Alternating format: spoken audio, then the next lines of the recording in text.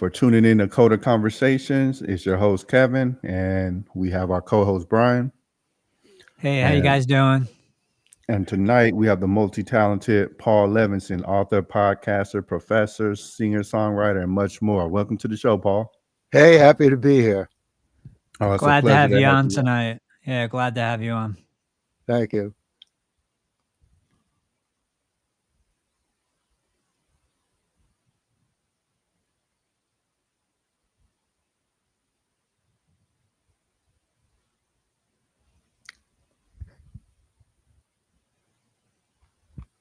So I'm not hearing you if you're asking me questions or anything.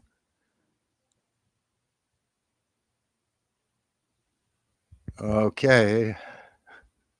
Oh, it looks like we lost. Okay, there we Oh, go. I got disconnected. oh, there Okay, you yeah, go. sorry about that. Paul, do you mind introducing yourself to our audience?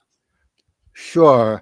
Well, as you can see, I don't have much hair, so I wear a lot of hats, and I do a lot of different things. I'm probably best known as a science fiction writer. I have, I don't know, about 10 novels out and 30 or 40 short stories published in major and minor magazines. My specialty is time travel and more. I'd love to time travel myself, but my specialty as a writer is time travel. And my most recent novel, though, is alternate history. It's called It's Real Life, an Alternate History of the Beatles. And it describes a world in which John Lennon wasn't assassinated. The Beatles were still together in the 1990s. In addition to that, I'm also a scholarly writer. I write a lot of political material, but it usually relates to the media. And I've written some books on social media and how we can use them to do good things. I'm not someone who thinks that everything about social media is bad and polarizing us. They are polarizing us, but I think there's some good in them as well because they give everyone a chance to express themselves. I'm also a singer-songwriter. My first album came out in 1972. It's called Twice Upon a Rhyme. I waited Oh, almost 50, nice. thank you. Nice. I waited almost 50 years. You can see how careful I was before I came out with my next album called Welcome Up Songs of Space and Time. That came out in 2020. And then last but not least, because I like talking, I'm also a professor of communication and media studies at Fordham University here in New York City. One of the things I love about that job is literally the university is located about 10 minutes away from where I grew up. So I know that place like the back of my hand, and it's always a joy for me to come back to the campus and think, wow, I remember walking by here when I was 7 or 8 years old. Wow.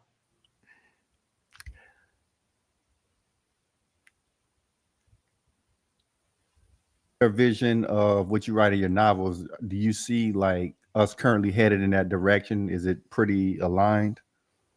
I'm sorry, I didn't really hear the first part of your question. Oh, okay. Yeah, I Yeah. said, like from what you've written in your novels, does it match pretty much like the direction we're headed in right now? It's like because we have like AI, robots, and all of that stuff coming into fruition. Yes, actually it does. And I should mention, I didn't come from an age in which none of this was ever talked about. I wasn't the first person to write about AI or robots or faster than light travel and a lot of the things that we even don't yet have. That was pretty much the bedrock of science fiction that I grew up reading. And if anything, I have to say one thing I'm disappointed in, and one of the few things that I agree with Elon Musk about is I would like to see us get off this planet. I would like to see the human species get out into the solar system, get out into other star systems. And, if someone had told me back in 1969 that in 2025, we still wouldn't have gotten much further than the moon. I mean, no people have yet walked on Mars or anything. I would have said to whoever said that in 1969, you're out of your mind. But Yeah, unfortunately, sadly, that's the case. that sadly is the case. Yeah. What seems pretty amazing is that Elon Musk recently filed a patent for, I believe, telekinesis and telepathy. Do you actually believe he'll be able to pull it off? Well, if anybody can, he could. And I certainly think it's possible. Of all the various things in science fiction, and that would include, telekinesis and, mental telepathy and faster than light travel, going to other systems and so forth. The only thing that I think is probably not possible is time travel. That's why it's so much fun to write about it. And the reason why I think time travel is not possible is if we could travel to the past and change history, everything would be constantly in a state of flux because every time we did anything in the past, it could have a little or enormously big consequence. So it's a fun thing to think about and to write science fiction stories and novels about. But I really doubt in reality that we'll ever do that. But everything else, AI, robots, that's not really so surprising to me. And we're just really at the beginning of that. But I will say something here. I'm not worried that AI is going to take us over and, Arnold Schwarzenegger is going to knock at our door. Have you been for Sarah Connor? No, I don't worry much about that because, again, Yeah. it's fun science fiction, but really we're nowhere near that in reality.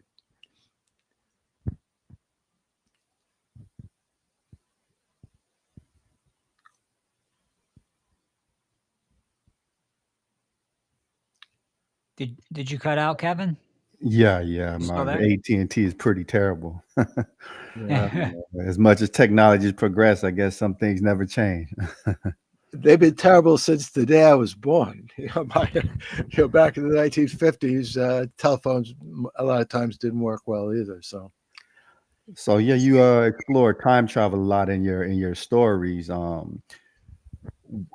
If time travel was possible, do you think it would be used for good or bad in general? Say like the government could go back in time.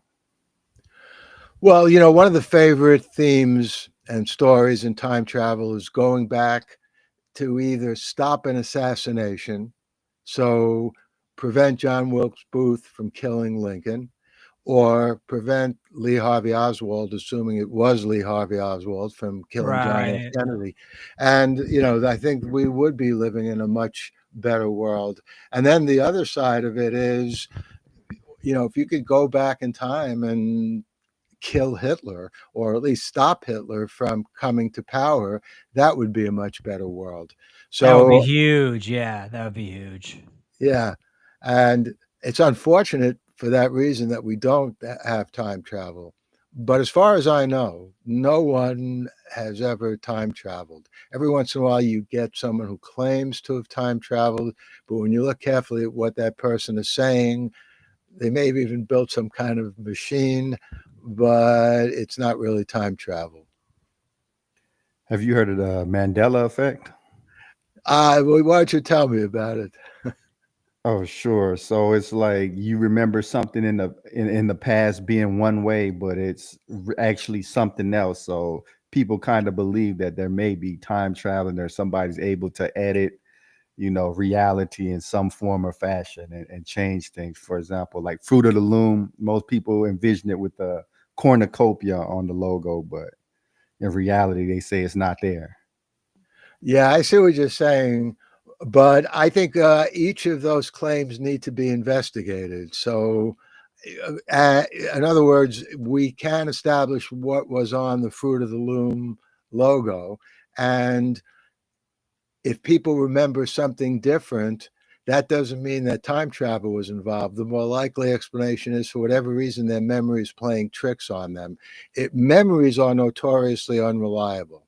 You wind up thinking about something and you're positive it happened and it didn't.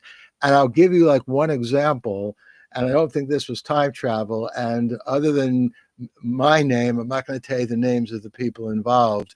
But on one of the songs on my album that I mentioned, Welcome Up Songs of Space and Time, I know that I wrote the lyrics to the song.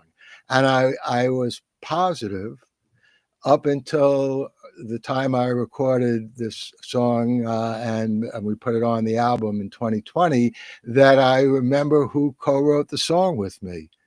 But the guy who I thought co-wrote the song with me said, no, I didn't. You know, and Oh, I don't wow. know. You know, if you're, I don't see how anyone could forget that they wrote a song, and then so I was Yeah, going. right. So you know, but I'm willing to admit that it's probably my mind playing tricks on me. It was a long time ago, so for some reason, the guy who I thought co-wrote the song with me did play guitar on the demo.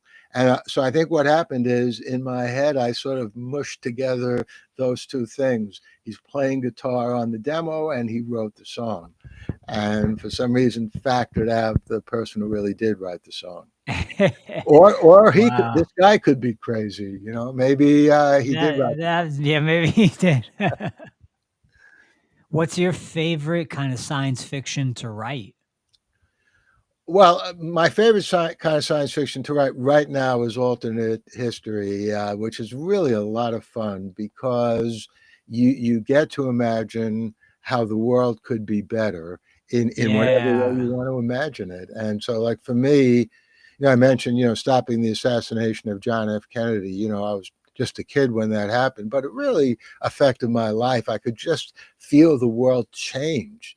It was like something shut down like across the universe at that moment. Yeah, or like John Lennon being killed. Exactly right. And that's why I wrote It's Real Life, because I wanted, I wish there were time travel. I'd be one of the first people. I'd hop on into a time machine, go back and warn them, you know, don't show up at the Dakota on that fateful night in New York City. But since I can't do that, I did the next best thing, which is write this story. Oh, it's awesome. What are your opinions on simulation theory, that we're just living in a giant simulation? That's possible. That's a fascinating thing because, you know, you can't disprove it, right? I Right, mean, how right. could you disprove it that, you know, we think we're in reality, but we're not really in reality? And this is what there's a philosopher by the name of Karl Popper who made the point that in order for something to be a scientifically reliable fact, you need to be able to disprove it. And if you can't disprove it, it doesn't mean that it's not true, but it's not a scientific belief because it's beyond our ability to test it. So there's no way I know of disproving that we're living in a simulation. You can't disprove it. So, you know, it's something you have to have faith in. If you want to really believe that, that's okay. You know, faith has its value, but it's not something I would bet money on for sure. Yeah. Interesting. So, like, with your vision of the future, can you paint like a utopian vision of technology? Because, you know, a lot of people, they have the vision that AI is going to take over and it's going to be doom and gloom. But if technology really leads us to a utopia, what would that look like in your eyes? Well, we've already seen the beginnings of it, and I don't think enough attention is given to this. Right now, far fewer people in the world are starving to death. Too many people are still going hungry, but that's a political issue. It's not because we don't have the capacity with our very advanced agricultural technologies to feed everyone in the world. And that's just one of the many things that our technology could do. You know, as horrible as COVID was, and, you know, it killed millions of people. And I have to say, this is something I do also give credit to Trump about because he put the RNA vaccine on the fast track, and that saved other millions of lives. But the overall point here is that rather than just, you know, hanging around like sitting ducks and getting sick and dying, what vaccines and other medications do and are doing increasingly is saving us. And that's an example of living in maybe not quite a utopia, but certainly a world where people can live longer and healthier and happier lives. Another aspect of this that we've seen already and this directly applies to AI, is now, you go in for like any kind of surgery that's needed. You need a surgeon who has talent, but the surgeon is guided by AI. It's a program that knows where every little bone and tendon is in the human body, can see what's going on, and the surgeon is guided. So not every operation is a success, but when surgeons first began trying to help people, more people died than were helped by the yeah. So now we've gotten Yeah. much better. Interesting. Yeah, so AI is really, really powerful. The rate at which things are changing is absolutely amazing. I know China, they recently released a AI agent called Manus, I believe. And the level of automation this thing is able to do is pretty amazing. Do you see like a period of immense upheaval until everything settles down, like people losing their jobs, etc.? Well, people losing their jobs is a very interesting question. So, here in the New York City area, there are a lot of bridges and a couple of tunnels. And I remember times, maybe 25 years ago, where when you went over a bridge, when you went over the George Washington Bridge, or then the Triborough Bridge, now called the RFK Bridge, and all the other bridges, the Tappan Zee Bridge, now called the Mario Cuomo Bridge up here in Westchester, you had to pay a human being a toll. And then AI, and this is a long time ago, over 20 years ago, even 25 years ago, one of the first applications of AI was basically putting up these devices that scan the cars, and you have a little thing on your windshield, and basically that's how you pay the toll.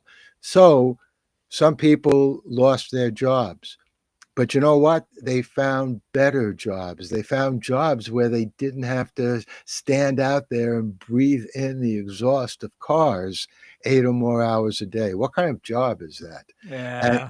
and so, that's what we're beginning to see in AI. The jobs that had to be done by someone, people needed money, and we always need money. And so they were forced to take jobs that they certainly didn't like, and certainly not even good for them.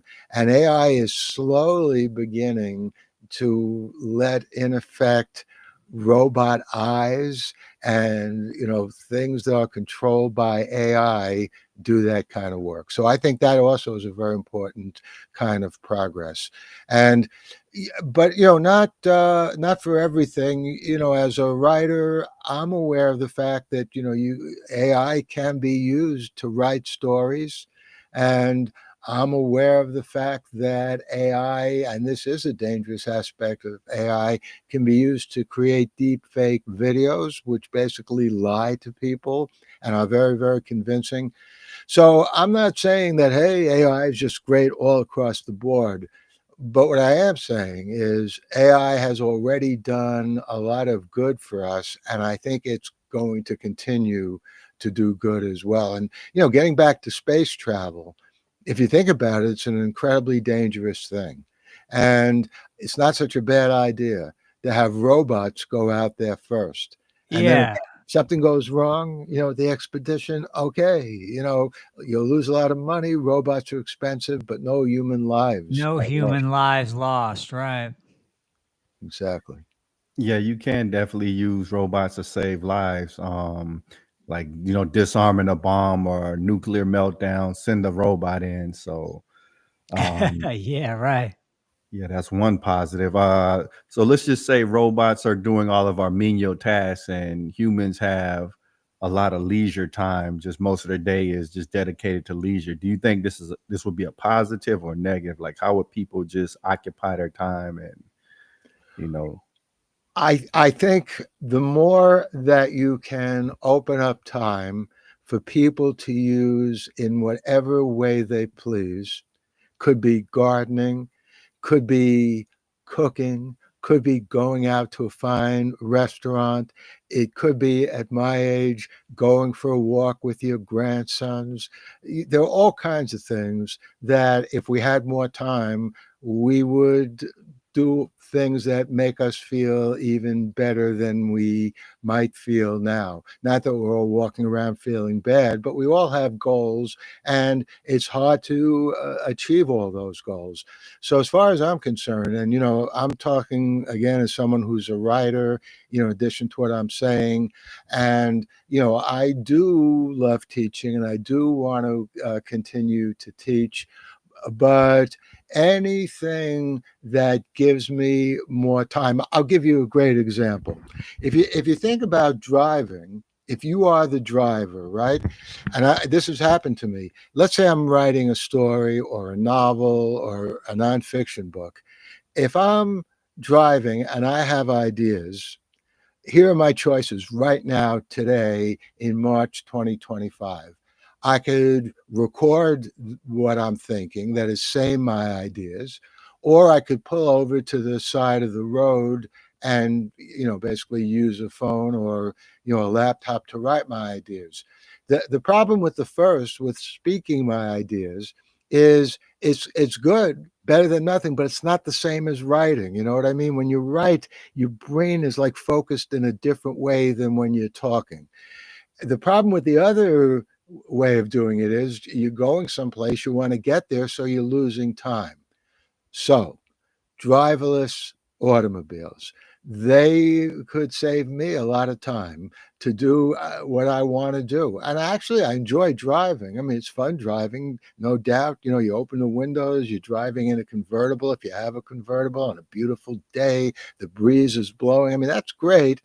But the actual process of driving, if you think about it, it takes time out of your life, getting from one place to another. So, robot driven cars, assuming that they're perfected enough to be safer than human beings driving, and let's face it, human beings are not the safest drivers in the world. That's the That, thing. Yeah, that's the thing already. that's right.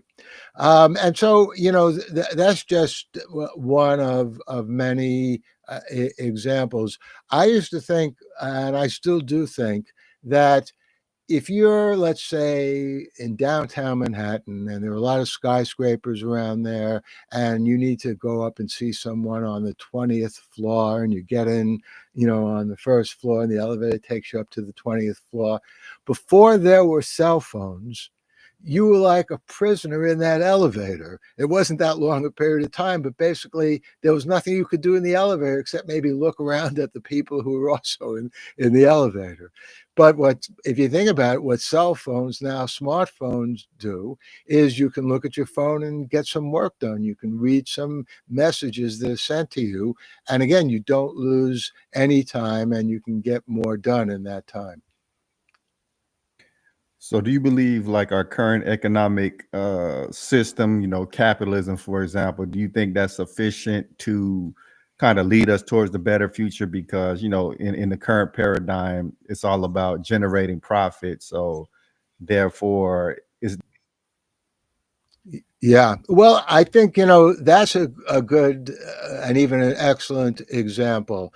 And I think by and large, the capitalist systems in the West, here in the United States, in most of the countries of Europe, in Canada, many of the countries of South America, some of the countries in Asia, I think the capitalist system works very well, meaning it generates a lot of products. It keeps people employed in a way where they feel they have a chance to move up and move forward and be successful.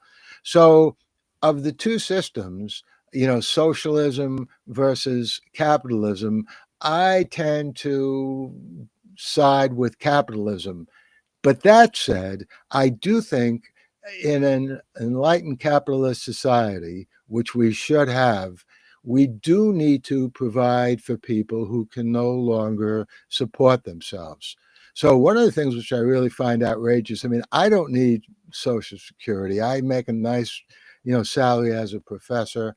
But a lot of people my age, if Social Security is diminished, not even completely abolished, but just people don't get as much money as they're accustomed to getting, that could really hurt many people. And so for me, the ideal kind of economic system actually goes back to the presidency of Franklin Delano Roosevelt, which is where Social Security was first introduced. And it's been refined and developed over the years. And I think, on the one hand, capitalism works, but we also need to not forget about people who, in a capitalist system, needs some help. And so it's really a combination of those two systems. The problem with socialism is all too often it results in a totalitarian society. And that's what the Soviet Union was. That's Right. that's what China still is now. And I think that's not a good thing for human beings. Yeah. Control. That's right.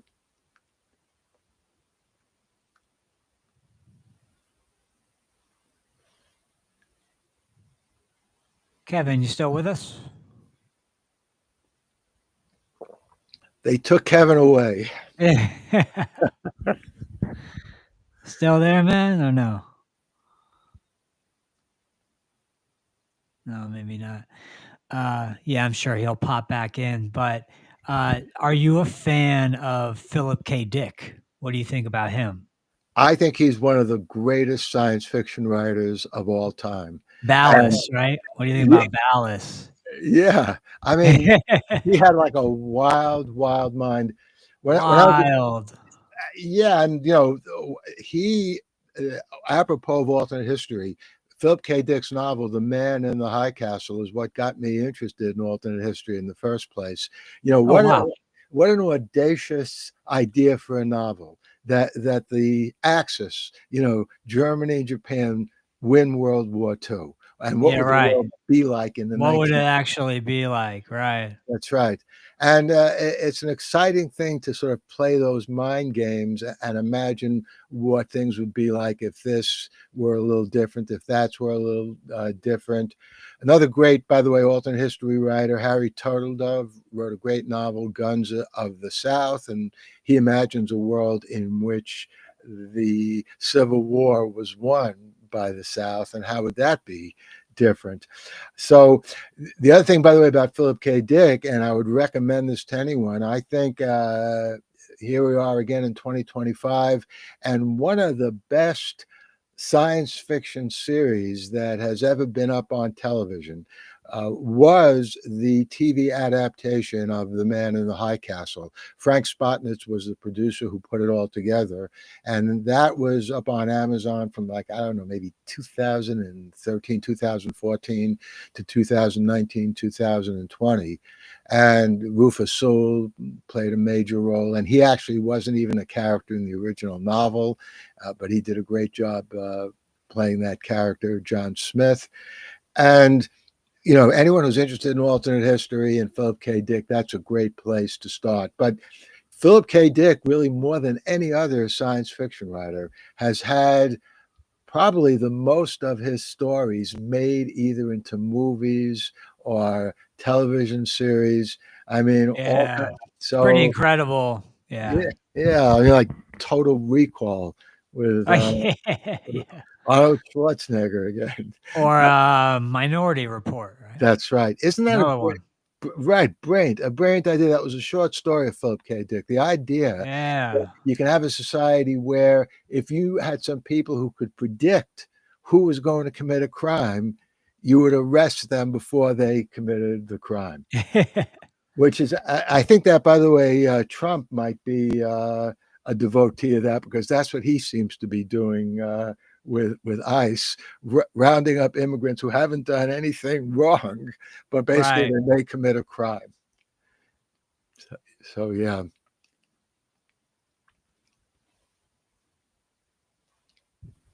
So Kevin, yeah, I you still think with us? like exploring these alternate. Yeah, can you hear me? Yeah, we hear Yeah, you. yeah, we hear you now.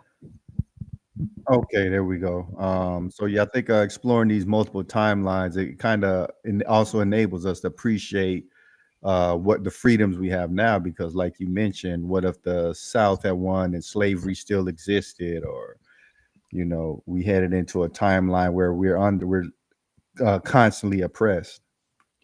No, and absolutely right. And like if you look at history and you look at like these military battles, I mean, it's fascinating. It's always like a little unexpected thing that led to a result. So there was a professor of history. His name was William McNeill, and he taught at the University of Chicago.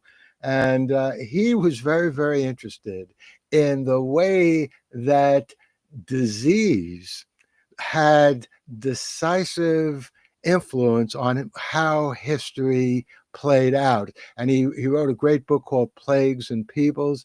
And one of the things that I was always struck by in his book is that the reason that the Romans finally beat the Carthaginians in the Punic War, they had a great general, the Carthaginians, Hannibal, and Hannibal had won a lot of different victories, but he was taking his army over the Alps and he had a plan to attack Rome, and they all got sick.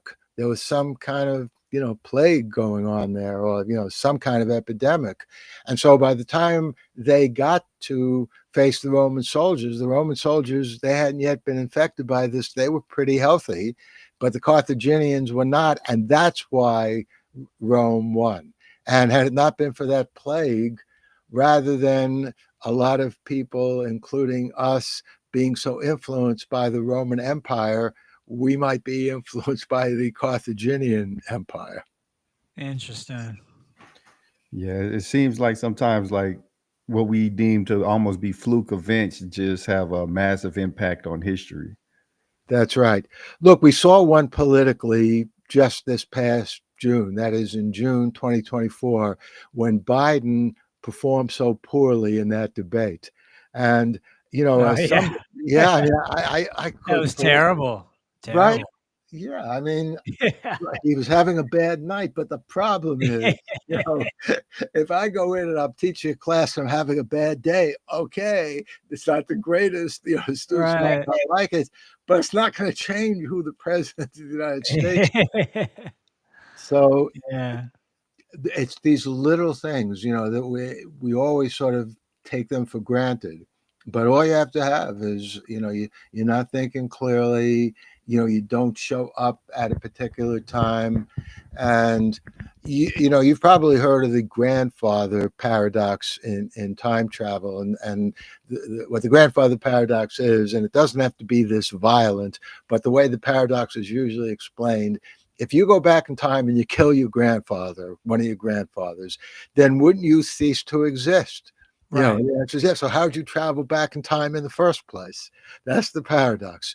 So you don't have to be that violent. All you have to do is go back in time and do something that makes one of your grandparents late, the time that your grandmother or grandfather were meeting each other for the first time, so they don't meet, and that would extinguish you, instantly also.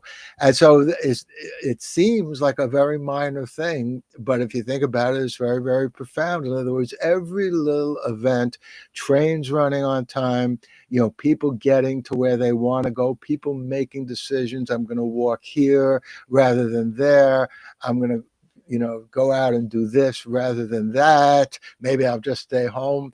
They seem to be like minor, everyday, inconsequential decisions, but I think in reality, they can be enormously important. So, Absolutely. so like in time travel, we often hear about, okay, you change an event in the past and it alters the future. But if you alter something in the future, does that change the past? Yeah, well, that's also an interesting question. I think actually of the two kinds of time travel, traveling to the past versus traveling to the future, they each have serious issues. Traveling to the future doesn't exist yet. So how can you travel to something that doesn't exist? But Right. at least traveling to the future doesn't change anything, right? If you're traveling in the future, it has Right. no effect. Traveling to the past, at least the past exists. But again, to travel to the past would very quickly unravel the universe. There is, by the way, there are several ways of getting around those paradoxes and those problems. My favorite way that I sort of half came up with is if I travel to the past and I prevent my grandparents, one set of my grandparents from meeting. So Sure. Paul Levinson one went to the past, stopped his grandparents from meeting.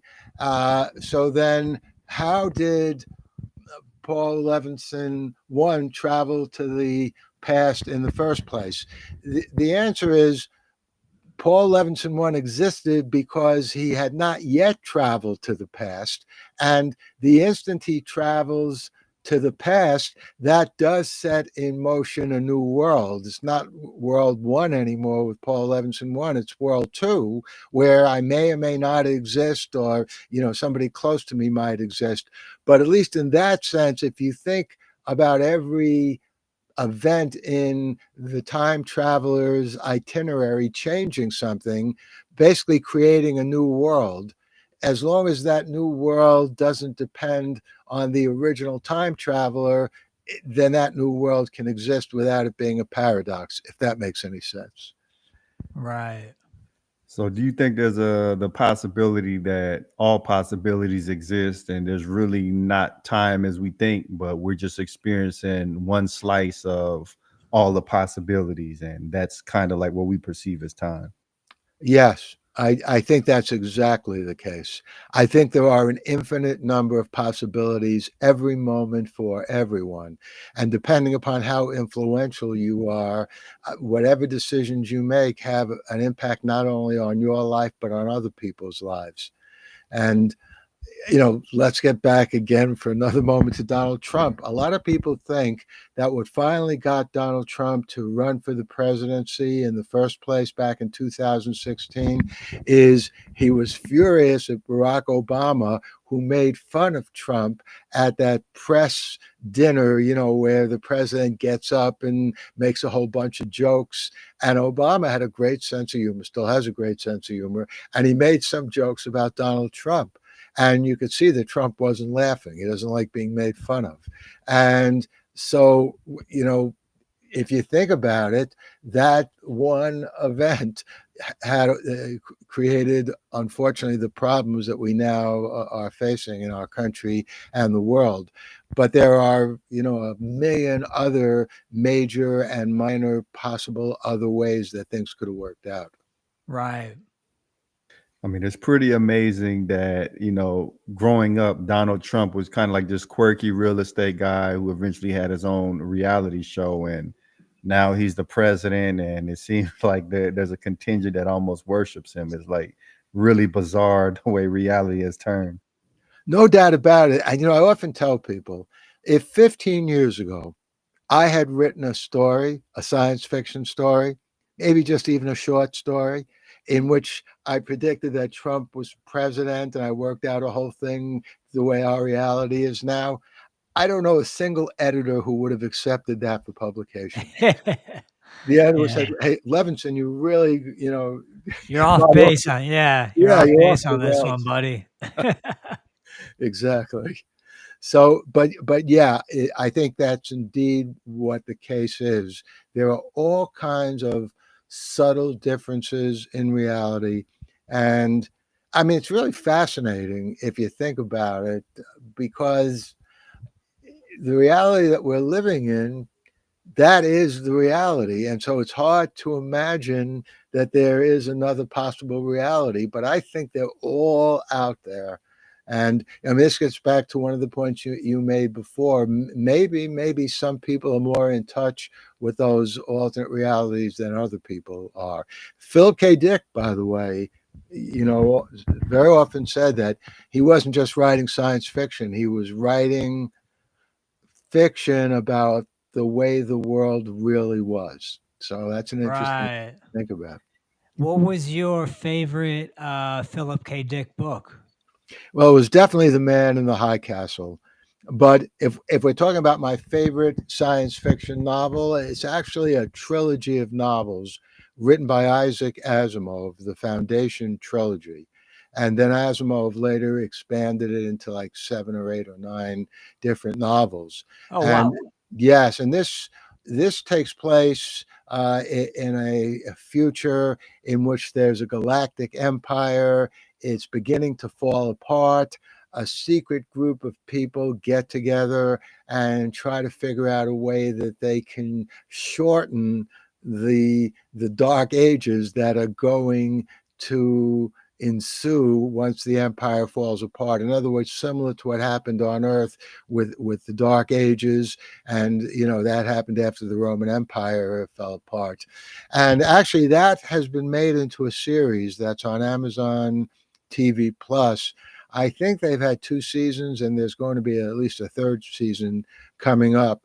But I would recommend that trilogy to anyone, and it just on a galactic level, it deals with human history and how you can change history, how you can control history, and there also all kinds of major events happen just because of a little minor difference in a conversation in a little cafe or a bar, that nobody could ever have predicted that would have had that result. Right. So, like, what about A Scanner Darkly? Did you see that movie? Yes, that was another great Philip K. Dick movie. I love that. That Because was I read that book and I realized, wow, this book is almost directly transmitted into this movie, like, or translated. Like a lot of the times when they remake books, the story gets changed a lot. But with A Scanner Darkly, it seemed, just straight to screen. Yeah, I love that. I love all the movies that have been made of Philip K. Dick's work. There was something about his writing that was inherently cinematic, and It was different. Yeah, it was different. that's right. Kind of like stream of consciousness. Exactly, because again, someone like Isaac Asimov carefully, logically plotted out his whole story, like a lot of chess pieces moving here and there, and it's very exciting to get caught up in that. But Philip K. Dick was much more like just off the wall. He had these like wild ideas, and it's almost like he had a handful of paint of different colors and threw it against the wall and then looked at it and said, okay, yeah, that's what I'm going with. All right, yeah, we got something here. That's right. So yeah, in recent news, we've heard a lot about UFOs and things of that nature. Let's just say that you were an alien, you were this superior society. How would you introduce yourself on Earth, or would you just introduce yourself, or rather, would you just be a more of a quiet observer? Well, first of all, that's a great question. And before I answer a specific question, let me say that I've wondered for a long time, and I'm not the only one, that are we here on Earth the only intelligent species in the whole universe? That never made sense to me. And as I'm sure you might also know, these new telescopes, beginning with the Hubble and now the Webb telescope, has actually spotted planets, Earth like planets circling around other stars. So there's every reason to think that there is other intelligent life out there, because if there are other planets like Earth, and that means there likely is life on those planets. And so, why did intelligent life evolve on Earth but not on other planets? We have 98.7% the same DNA as, gorillas and chimpanzees. And okay, so maybe on another planet, the evolution didn't go in that direction, but still, there are probably millions of planets out there. And so ever since I was a kid, it's been something that I've been thinking about and wondering, well, okay, if there are so many planets out there, how come they haven't shown up here? And I'm always willing to welcome, some, species from someplace else in the galaxy. My attitude towards uh, living beings, intelligent beings from other worlds is the same as my attitude towards AI. I'm willing to give them a chance. If they're intelligent, we should be able to work something out. All too often, by the way, science fiction makes them monsters who want to kill us. There's no reason to think that that's going to be the case. Yeah, So, right. but yeah, these UFOs, that have been over New York and New York City, but they almost always turn out to be something else. And so, on the question of whether the UFOs are truly from other star systems or just some secret military thing, I would like at least a few of them to be from other stars. I think it would be exciting and interesting. But just about every single time when these things are further investigated, it turns out to be some weather balloon or some Chinese drone that came here over the United States. So at this point, I couldn't say if I had to bet money on whether UFOs with actual intelligent beings from other planets have come here. I don't think I would hazard a bet in support of that because I think there's still not enough proof. But if that's the case, what's keeping them away? And to answer your question, if I was somebody who came from another world and I looked at our world today, uh, No. first of all, I doubt anybody would listen to me, but Yeah, right. listen, I still don't get, and I'm sure some of your listeners will get angry at me. I can't understand. I mean, I guess I can understand to some extent, but I understood why Trump won in 2016 because no one really knew what he was like. But it makes no sense to me that he won again in 2024. And, this is one of the hazards of democracy. Winston Churchill famously said, democracy is the least worst system of government because, yeah, it's better than a dictatorship, but the people very often do things and elect leaders and governments that are not serving the people or working on behalf of humanity the way we might like to see them. So, if I was someone from a planet that was circling Alpha Centauri and I just got here and people were paying attention to what I said, I was saying I would try to convene a world summit of all the leaders and try to encourage them to get their act together. You know, Yeah. this it is so ridiculous. I mentioned, the great apes who have, almost the exact same amount of DNA in every single way as we do. And, the truth is most of them fight all the time. They have troops. They're quick to kill any chimpanzee from another troop that in any way infringes on their territory. We have to do better than that. It's just ridiculous the amount of money, that's spent on this, but even worse than that, the amount of lives that are lost from human beings killing other human beings. And it would be one thing, and it's bad enough, that you have some psychotic person goes around and kills some people. Okay, somebody, lost their mind. I mean, that's a terrible thing. But I get that. I get that someone could be mentally ill just like someone is physically ill. But what I don't get is why countries have never learned and never understood that war doesn't lead to any good. It only Right. worse. Yeah. I agree with you. So, like before you distribute any technology to humanity, would you require them to be at a certain level, or would you just kind of give them the technology and let them figure it out? No, that's an excellent question also. It's not that I would want humanity to be at a certain level, although I would like them to be better than they are now. But if I had an advanced technology coming from another interstellar civilization to share with humanity, I would want to be here to sort of coach humanity to learn how to use it.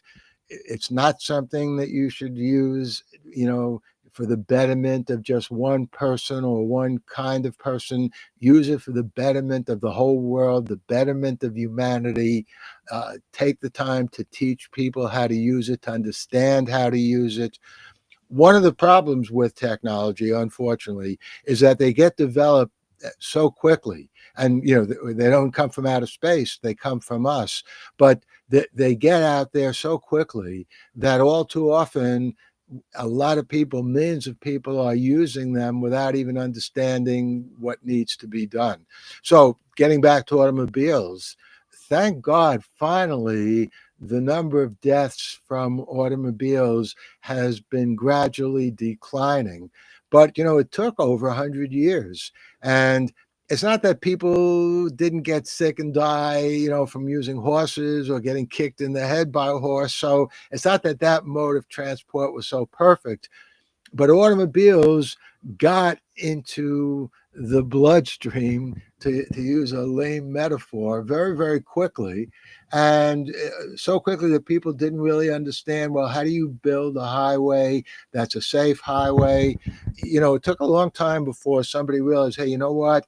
If you have a highway with cars going 60, 70 miles an hour, maybe it would be a good idea to, in effect, not have a couple of lanes going one way right next to a couple of lanes going in the opposite direction, Yeah, right? right. So build two separate Right. roadways. But that's the kind of thing we need much more of. Absolutely. So yeah, speaking of like alternate timelines, like technology, it was kind of rumored that Nikola Tesla, that he discovered what is like free energy, unlimited energy. What do you think life would be like if he actually did and it was proliferated and there was nobody to block it, like some capitalist that's withholding it?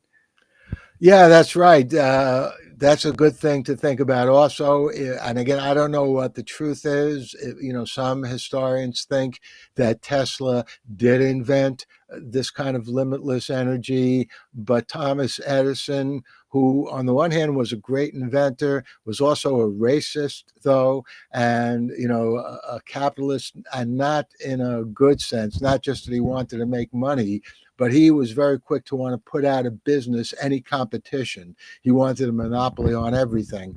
And I think the world would have been much better and would be much better today. I mean, just getting back yet again to cars, the whole thing about cars burning fossil fuel, which has led to the climate crisis that we're now suffering, and a lot of people are ignoring it, but it is a real thing. That wouldn't have happened had electricity been used to power cars, which back in the 1890s, a lot of people were working on. But this wasn't Edison. Other people got together, the Rockefeller family, and they controlled a lot of the oil in America. And they made sure that the automobiles that came off the assembly line guzzled fossil fuel because that's how they made money. So right there, we would have a better world if we were not so wedded to fossil fuel. But your point about Tesla, yeah, it's too bad that he didn't have a chance to have more of his ideas actually tested out and developed. And this is, one of the problems: human competition, human jealousy. Not everything is a fair fight, and the better person or the better idea wins. By better, I don't mean morally better, I mean stronger, or whatever the contest is, the better the baseball hitter or the boxer, or whatever. And that's one of the problems, as I was saying before, with capitalism. I think it's basically a good engine for developing resources and feeding people and enabling people to lead happy lives. But I do think that there has to be some control over what capitalists have been doing, which is trying to stamp out competition, trying to make sure that no way other than their way is the one that's implemented. And I think Tesla was one of the victims of that kind of early capitalism. Awesome, man. I know we're kind of at the top of the hour, so did you want to leave our audience with any closing thoughts? Yeah, well, I think that one thing we haven't talked much about, and I think this is an important point to keep in mind, is one of the most important things in the United States of America that a lot of countries don't have, even England, the UK doesn't have this, is our First Amendment. And what the First Amendment clearly says is Congress shall make no law abridging freedom of speech or the press, and the government shall not interfere with the right of people to peaceably assemble, to basically protest for redress of grievances is what the actual wording is.